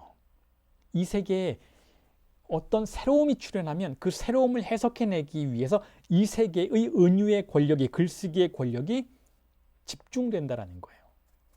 그래서 우리가 대부분의 경우에 우리 자신이 글을 쓰려고 해도 사실은 이 세계의 은유를 반복하는 것으로 머물게 되는 이유도 거기에 있다는 거죠. 아무리 새로운 글을 쓰려고 해도 사실은 이미 존재하는 글, 이미 존재하는 문법과 유사한 것을 써낼 수밖에 없는 이유가 이미 이 세계가 막강한 권력의 은유의 장치로서 작동하고 있었기 때문에 그리로부터 벗어나는 것이 아주 어렵다라는 것이죠. 그리로부터 벗어나는 것 자체가 거의 불가능하다라는 거예요. 그 불가능성이 작가의 업무라는 것이죠. 그 불가능성을 다루는 것, 그 불가능성과 마주하는 것, 그 불가능성을 넘어서고자 고군분투하는 것이 바로 작가의 직업이라는 것이죠.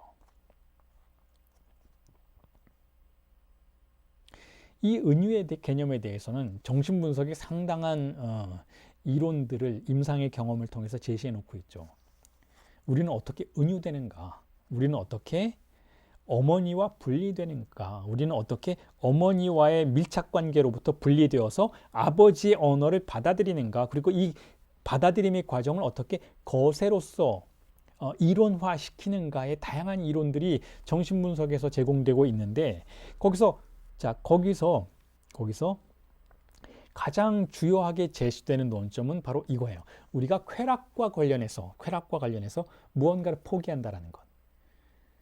즉 어머니와 아이 사이에 존재했던 쾌락을 아이가 포기하는데 이 포기의 과정이 바로 은유라는 거예요. 그걸 자크라강의 정신분석의 이론은 아버지의 이름이라고 부르죠. 아버지의 이름을 아이가 받아들이면 아이의 신체는, 아이의 쾌락은 은유된다라는 것. 자, 이게 첫 번째 은유이고 이게 기원적인 은유이고 이게 유일한 은유라고 정신분석은 이야기해요. 그 은유 이후에는 우리는 어떻게 되는가 하면 그 이후에는 아버지의 언어를 사용하게 된다는 거죠. 아버지의 언어라는 것은 어떤 언어인가 하면 바로 상징계의 언어라는 것이죠. 그리고 상징계의 언어는 우리 공동체 모두가 인간 공동체 모두가 사용하는 가부장적 체계의 언어라는 거예요. 그러니까 우리의 언어 습관에는 결국 남성적이고 가부장적인 그와 같은 특수성을 가지고 있는 문법이 이미 아주 깊숙이 스며들어와 있다는 것이죠. 이걸 은유라고 불러요. 그래서 이 은유로부터 어떻게 벗어날 것인가가 사실상에 있어서는 단지 작가의 문제, 글을 쓰는 작가의 문제뿐만 아니라 정신분석의 임상의 과정에서도 아주 주요한 문제로 제기가 되죠.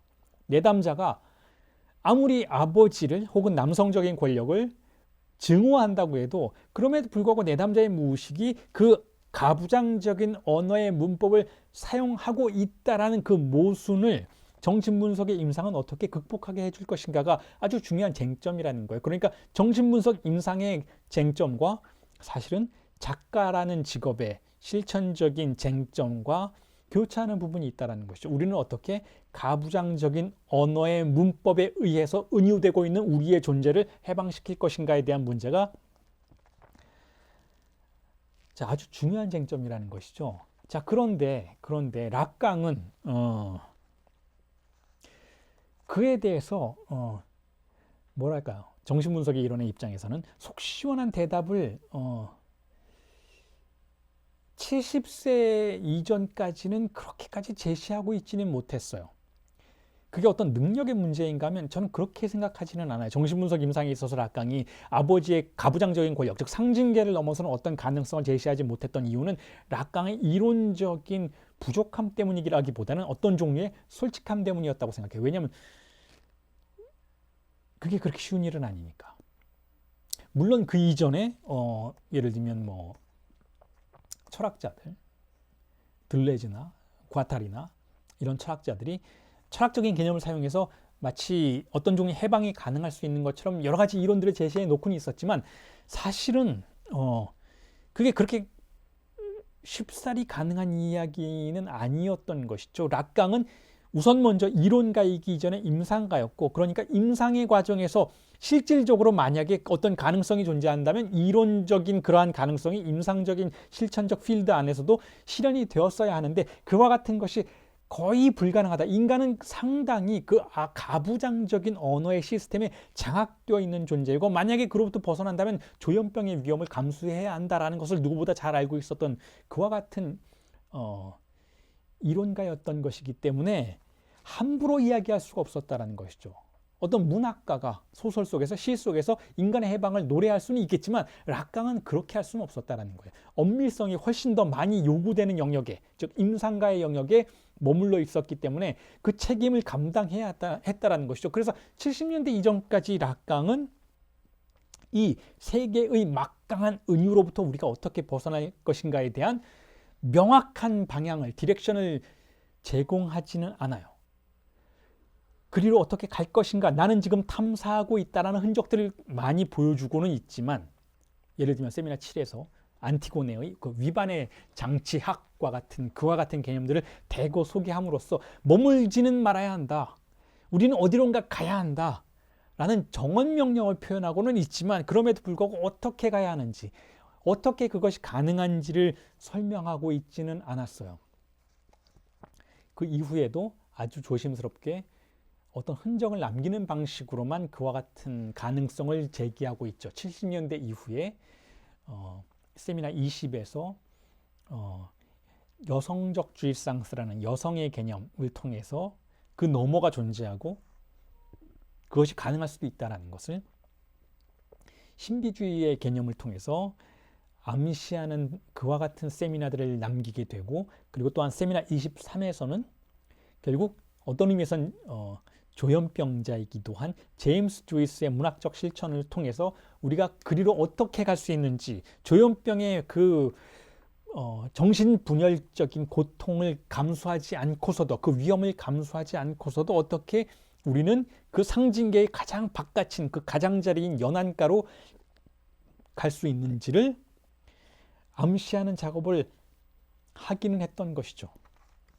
자, 그럼에도 불구하고 굉장히 조심스러웠던 이유는 이게 거의 불가능하기 때문에 그렇다는 거예요. 이게 그렇게 쉬운 일이 아니라는 것이죠. 우리가 지금 말하고 있는 작가는 어떤 글을 써야 되느냐, 새로운 은유를 해야 된다라는 이 표현이 말하기는 좋지만 그럴싸하지만 실제로 그렇게 되는 것은 거의 불가능에 가깝고 오히려 이 세계의 은유가 언제나 더 막강한 영향력을 행사한다. 이 세계의 은유를 거부하고 넘어서려고 한다면 우리는 어마어마한 위험을 감수해야 한다는 것을 고려할 때에는 작가라는 직업이 가진 불가능성이 아주 막강하다라는 것을 받아들이지 않을 수가 없다라는 거예요. 간단하게 말하자면 여러분들이 세계의 은유를 거부할 때 어떤 일이 벌어지는가? 여러분들은 누군가의 아들이거나 딸이기를 거부하게 돼요. 누군가의 아버지이거나 어머니이기를 거부하게 되죠. 그러면 거기에 달라붙는, 비록 가부장적 시스템의 문명이 우리에게 부여한 것이기는 하지만 거기에 달라붙는 우리의 책임과 우리의 의무와 우리의 죄책감과 우리의 고정관념들이 있는 것이죠. 우리가 그걸 털어버리려고 한다면 우리는 아주 간단하게는 근친상 간에 위험에 접근하게 되고 혹은 부친살의 증오 속에 들어가게 되고 혹은 프로이트가 말했던 그 원시 부족의 아버지처럼 모든 것을 다 포악한 방식으로 소유하게 되는 법도절도 없는 그와 같은 존재의 괴물과 같은 형상 속으로 들어갈 수밖에 없게 된다는 것이죠. 세계의 은유를 우리가 위반할 때 겪게 되는 그와 같은 사태는 상당히 위중하다라는 거예요. 그리고 그게 가능하지도 않다라는 것이죠. 왜냐하면 그걸 물론 할 수는 있겠지만 그걸 한 다음에 우리가 겪게 되는 초자의 공격으로부터 우리는 감당해낼 수 없는 무게를 짊어지고 살아야 하게 된다라는 것이죠. 자, 그러니까 어떤 의미에서 이런 가능성이 이 세계의 막강한 은유가 우리에게 주는 그 위중함에 대해서 우리가 반응할 수 있는 가능성에는 두 가지밖에 없을 수 있어요. 하나는 은유적으로 말씀을 드리자면 사드를 읽거나 사드가 되거나 둘 중에 하나라는 거죠. 사드를 읽는다. 자, 이게 무슨 뜻인가요? 위반을 찬양하는 어떤 텍스트를 읽는 오타쿠가 되는 거예요. 들레즈가 이런 얘기했어. 위반 좋지. 바디우도 이런 얘기했어. 사건 좋지. 과타리가 이런 얘기했어. 정신분열적인 자유 좋지. 혁명 좋지. 책을 읽는 거예요. 혹은 그런 강의를 듣는 거죠. 그리고 아주 행복해하는 거죠. 그래, 위반해야 돼. 그래, 이 세계를 전복시켜야 돼. 이 세계의 은유를 정지시켜야 돼. 침묵을 도입해야 돼. 자, 우리는 그런 상상을 할 수 있죠. 이게 사드를 읽는 사람이에요. 잉여 향유인 것이죠. 위반을 담력하는 잉여 향유. 자, 그건 할 수 있어요. 많은 사람들이 그걸 하고 있어요. 우리가 보는 영화들, 넷플릭스에서 쏟아지는 그 엄청나게 폭력적인 영화들은 우리가 실제로 폭력을 행사하는 것을 대신해주는 잉여 향유의 대상물들이죠. 소비품들이에요. 자, 그걸 소비하면 돼요. 그런데 사드를 읽는 건 되는데 누군가는 사드가 되죠. 극악무도한 범죄자가 돼요. 자, 그러면 즉각적으로 우리 사회가 그 사람을 제재하거나 그 사람을 가두려고 하겠죠. 혹은 우리 사회가 그렇게 하지 않아도 조현병자가 아닌 이상 그 사람은 자신의 죄책감에 짓눌려서 스스로를 가두게 되겠죠. 자, 어디에도 출구는 없다라는 거예요. 어디에도 이 상징계 바깥으로 나갈 수 있는 출구가 없다라는 것이죠. 그만큼 이 세계의 은유는 막강한데 아주 강력한데 왜 그럴까를 한번 질문해 볼 수가 있어요. 자, 다시 한번 반복해서 말씀드리자면 작가는 그 세계가 은유하는 것 말고 다른 방식의 은유를 시도하는 사람이라고 일단은 말씀을 드렸으니까 그렇다면 어떻게 다른 방식의 은유가 가능한가를 지금 탐사하는 과정 속에서 조금 기미세계도 그런데 그게 거의 불가능하다라고 지금 말씀을 드리고 있는 것이죠. 그리고 왜 불가능한가? 왜 이 세계의 은유가 그토록 막강한가? 왜 우리는 거기로부터 벗어날 수가 없는가? 왜 이 사회가 싫고 이 사회가 나를 은유하는 방식이 싫어서 나는 첩첩산중으로 들어가서 오두막집을 짓고 그 안에서 혼자 면벽수도하면서 살아가지만 내 머릿속에서 왜 이 새 속의 기억이 계속해서 찾아오고 도무지 그 엄청난 도피 속에서도 도피할 수 없는 이 세계의 은유가 여전히 나를 지배할 수밖에 없는가에 대한 대답이 필요하다는 것이죠. 그 대답이 바로 프로이트 락강의 정신분석의 요체이기도 해요. 프로이트가 분명히 언급했고 락강이 그걸 발전시켰죠. 우리가 이 세계의 은유에 지배받는 이유가 무엇인가 하면 이 세계의 은유가 가부장적 아버지의 은유가 부성적 은유가 그토록 막강한 이유가 무엇인가 하면 바로 제가 조금 전에 강의할 때 말씀드렸던 그 개념 신앙 때문이라는 거예요. 신앙 때문. 우리의 무의식이 신앙을 통해서 작동하고 있기 때문에 그렇다는 것이죠. 무엇에 대한 신앙인가 하면 바로 대타자에 대한 신앙이라는 것이죠. 우리의 무의식은 대타자를 맹목적으로 믿는 종교적 존재라는 거예요. 그렇기 때문에 우리는 이 세계의 은유를 의심할 수가 없다는 거죠. 머리로는 의심할 수 있어요. 그런 책을 읽을 수는 있어요. 우리의 무의식은 그렇게 못해요. 그게 역설적이라는 것이죠. 이 세계가 우리를 은유하는 방식에 대해서 우리가 문제를 제기할 수는 있지만 문제를 제기하는 것도 그걸 믿기 때문에 제기한다는 것이죠. 그걸 증오하는 것도 그걸 가슴 깊이 받아들였기 때문에 증오한다는 것. 그걸로부터 벗어날 수 없기 때문에 그걸 증오하게 된다는 것이죠. 대타자에 대한 신앙. 자, 이게 락강이 세미나 11에서 언급했던 무의식의 규정 중에 하나인 것이죠. 무의식이란 무엇인가? 신이다라는 거예요.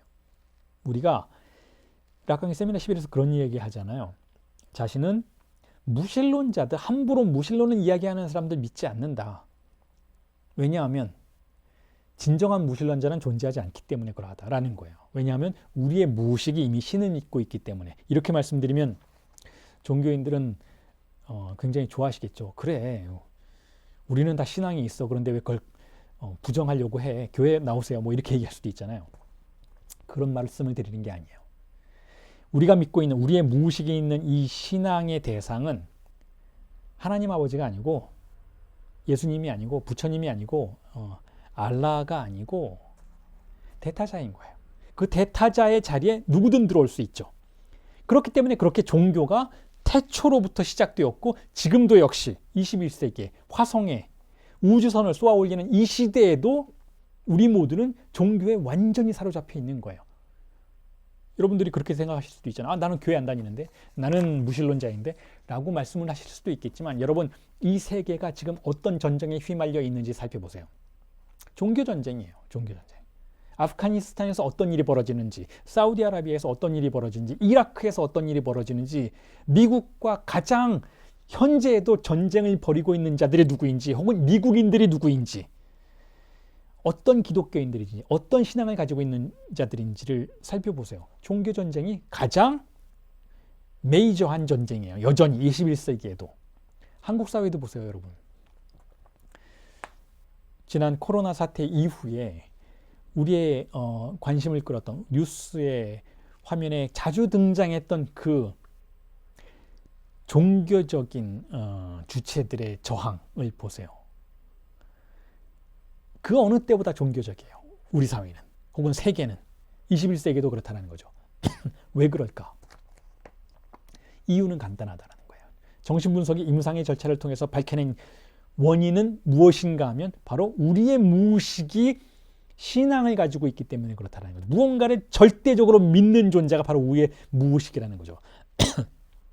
그래서 누군가가 무의식이 무엇입니까? 라고 질문을 한다면 여러 가지 방식의 락강적인 대답이 가능해요. 무의식은 언어처럼 구조화되어 있는 것이다 라고 말할 수도 있겠고, 무의식은 네 개의 담화 구조로 작동하는 것이다 라고 말할 수도 있겠지만, 그거보다 저는 이렇게 표현하는 것이 더 적절하다고 생각해요. 우리의 무의식은 무엇인가? 신앙이다라는 거예요. 신앙. 무언가를 격렬하게 믿는 것. 그리고 그 대상은 바로 대타자라는 것. 그리고 그 대타자가 하는 일은 뭐냐면 세계를 은유하는 자라는 것이죠. 세계를 어떻게 은유하는가 하면 바로 부성적인 방식으로 은유하는 자라는 거예요. 그래서 그 은유가 그토록 막강한 것이고, 만약에 작가가 새로운 은유를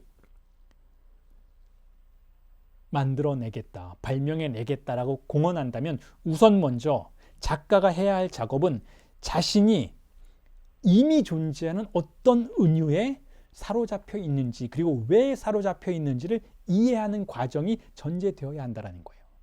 그래서 제가 지금 여러분들에게 은유라는 개념을 말씀을 드리면서 신앙의 문제를 다루기 시작하는 것이죠. 자, 오늘도 강의 시간이 다 지나갔네요. 오늘 강의는 여기까지 하고 그 다음 부분은 다음 주에 여러분들과 함께 이야기를 해보도록 하겠습니다. 수고하셨습니다.